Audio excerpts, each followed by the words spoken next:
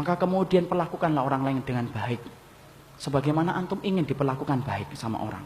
Kalau antum tidak ingin dihujat kehormatannya, jangan menghujat orang. Kadang-kadang kita ini kayak koboi lesannya. Baru ngaji sekali 2 kali, Masya Allah. Setiap orang jadi salah menurut lesan kita. Padahal bahasa Arabnya saja masih hada hadihi. Membedakan antara ikhfa syafawi sama ikhfa saja tidak ngerti. Tapi Masya Allah lesannya, Masya Allah liar. Lebih liar daripada ilmunya. Sejak kapan ilmu itu menjadikan kita menjadi orang yang menghujat orang lain? Ikhwan, antum takut sama riba, dosa yang paling ringan, berzina dengan ibu. Tapi antum tahu dosa yang paling berat dari riba?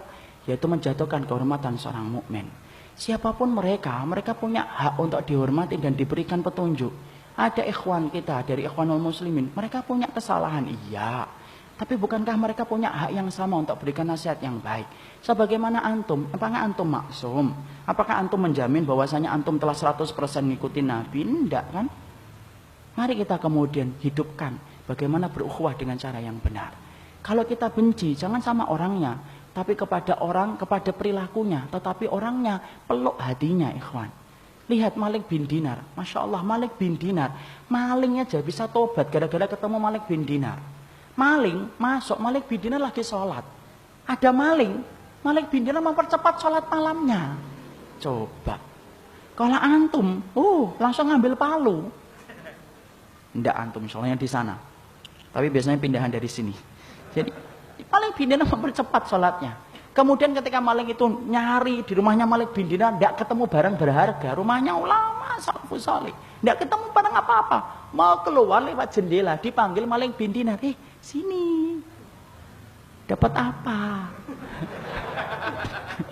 Loh coba, antum baca itu kisahnya nyata ikhwan. Antum tidak akan percaya itu bagaimana akhlaknya para salafus saleh. Sini, mau nggak aku berikan satu hal yang lebih baik daripada yang kamu rencanakan untuk mencuri? Apa? Ambil itu kemudian semangkok air, wudhu. Malingnya zaman salaf. Ya kemudian disuruh wudhu, ngambil wudhu. Kalau sekarang dibacok antum. Kemudian dia wudhu, dia ambilkan air untuk wudhu, kemudian dia berkata sholat malingnya, nikmat dia sholat, tuh kan lebih baik daripada apa yang kamu hendak ambil. Iya, boleh sholat lagi, boleh sholat lagi, sampai kemudian 11 rakaat selesai di rumahnya Malik bin Dinar. Selesai kisahnya enggak, Malik bin Dinar lagi sahur puasa sunnah, ditanya sama malingnya, ngapain? Puasa untuk besok. Boleh nggak saya ikut bergabung? Ayo monggo. Maka kemudian makan sahur, puasa. Maling habis sholat malam puasa. Setelah itu adzan subuh. Kemudian pergi, mau kemana? Sholat ke masjid. Ya sudah saya ikut. Ikut sama Malik bin Dinar, Masya Allah. Sampai ikut ke Malik bin Dinar, sampai pulang. Kemudian ngomong, boleh nggak saya itu kemudian tinggal di sini beberapa hari? Boleh, karena nikmatnya saya tinggal di sini. Masya Allah ikhwan. Itu loh, orang yang paham akhlak. Nggak usah banyak ngomong, hatinya nembus ke hati orang lain. Berapa banyak orang yang berilmu, alah, menjadikan kita benci banyak orang akhirnya. Masya Allah, apa ada ilmu yang menjadikan kita benci sama orang yang beriman? Tidak ada. Kemudian dia tinggal bersama Malik bin Dinar 3 hari. Setelah itu dia keluar dari rumahnya Malik bin Dinar. Setelah keluar, kemudian ketemu dengan maling. Yang maling satu, belum taubat. Dapat apa kamu sampai 3 hari di rumahnya Malik bin Dinar? Tahu jawabannya Pak maling itu? Sarokoni qabla an asyriqa. Dia telah mencuri hatiku sebelum aku mencuri hartanya. Masya Allah. Bisa puitis setelah itu ikhwan. Coba ikhwan, akhlak salaf itu kayak gitu loh. Coba kita lihat Hasan al-Basri. Rumahnya tertetesi dengan kotoran rumahnya, rumah tetangganya Yahudi. 11 tahun ikhwan. Setelah itu kemudian dia ketika dalam keadaan sakit dikunjungin oleh tetangganya Yahudi. Lalu kemudian tetangganya Yahudi berkata, loh ini apa ini? Air. Kok bau? Iya, air kotoran itu. Dari mana? Dari rumahmu. Coba. Loh sudah berapa tahun? 11 tahun. Loh kenapa nggak ngomong? Aku sungkan bicara sama dirimu. Yahudi itu langsung masuk Islam, ikhwan. Lihat lagi Amr bin As. Ketika kemudian secara khilaf beliau ngambil harta seorang Yahudi.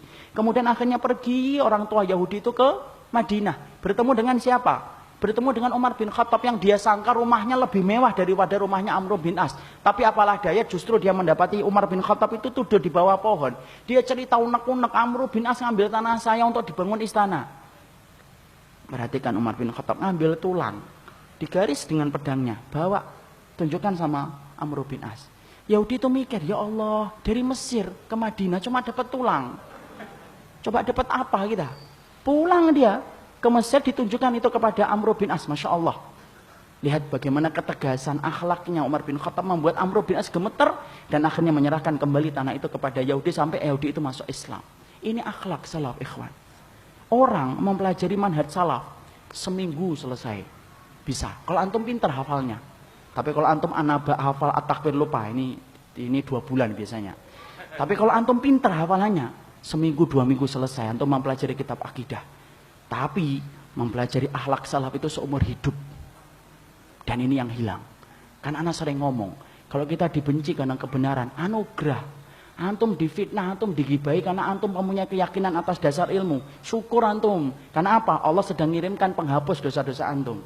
Tapi kalau antum dibenci karena kebenaran, syukur. Tapi kalau antum dibenci karena akhlak, itu musibah. Tidak ada akhlak salaf yang dibenci. Tidak ada ulama salaf yang dibenci karena akhlak. Ada enggak seorang alim yang kemudian diperintahkan bagi kita membenci? Ada. Perhatikan perkataan Imam Syafi'i. Man ahabba ayaftahallahu lahu qalbahu wa yunawwirahu fa'alaihi bil khulwah wa tarkus sufaha wa qillatul aql wa bughdu ahlul ilmi alladzi laisa ma'ahum insafun wala adabun. Tahu artinya? Enggak tahu insyaallah. Imam Syafi'i berkata, siapapun yang ingin dilapangkan hatinya, maka hendaklah dia khulwah, berdoa dengan Allah sering-sering. Kalau antum ingin merasakan nikmatnya iman, bangun ikhwan tengah malam. Jangan jadi bangkai di tengah malam. Bangun berdoa dengan Allah. Ketika hati antum sering berdoa dengan Allah daripada berdoa dengan manusia, Allah akan jadikan manisnya iman di hati antum. Itu kata Imam Syafi'i. Wa tarkus sufaha, tinggalkan orang yang bodoh, yang ngomongin maksiat dan dosa terus. Wa qillatul aql, sedikit makannya. Wa bughdu ahlul ilmi, benci orang yang berilmu. Itu siapa? Alladzi laisa ma'ahum insafun wala adabun, yang tidak punya adab dan tidak punya akhlak. Jadi kalau ada pelaku bid'ah, lihat dulu bid'ahnya berat atau tidak.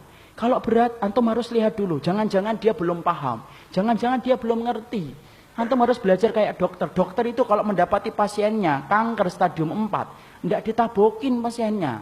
Tapi kemudian diajak, Pak, tenang, insya Allah pelan-pelan, moga-moga Allah memberikan kesembuhan. Itu dokter. Jangan membantu setan untuk menjerumuskan saudara kita.